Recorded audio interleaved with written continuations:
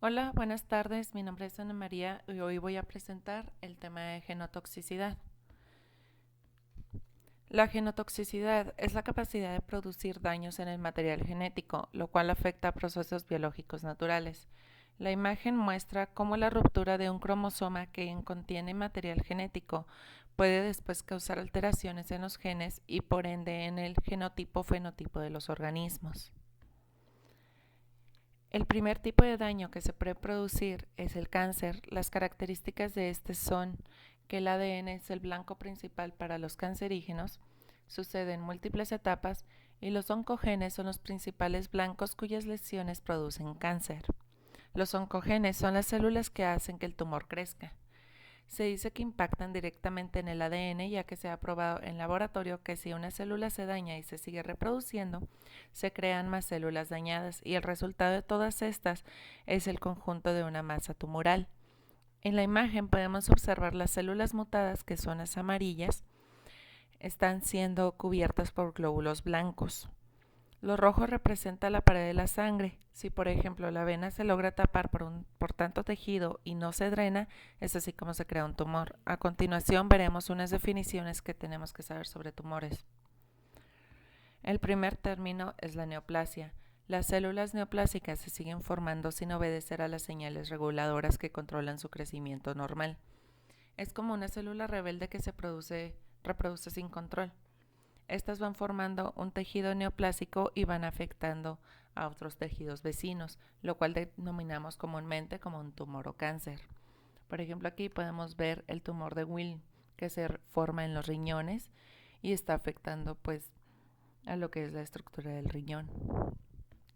Hay tres fases de la carcinogénesis.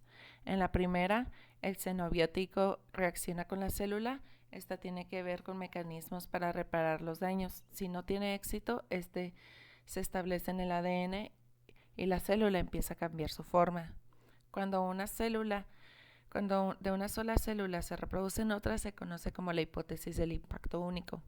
Luego, en esta segunda fase, esta se sigue reproduciendo con el ADN dañado, creando más células mutadas. Aquellos agentes que incrementen su proliferación se llaman mitogénicos. Finalmente el ADN no se recupera y ahora es un nuevo ADN maligno y empiezan a reproducirse células con cambios genómicos mayores como la pérdida de material cromosomal o translocaciones de ADN.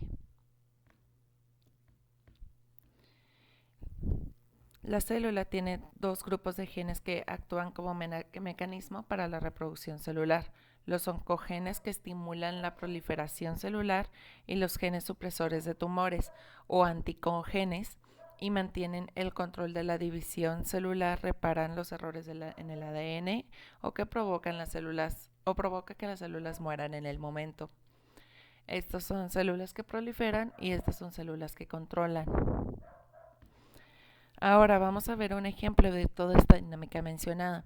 Empezamos por sustancias cancerígenas, en este caso encontradas en el ambiente, por ejemplo el asbesto, el benceno, otro muy común que son los aceites minerales que están pocamente tratados, también como el alquitrán de hulla y residuo de alquitrán de hulla. Todos estos algunos los podemos respirar o los estamos en contacto con sustancias de casa, con sustancias en las casas.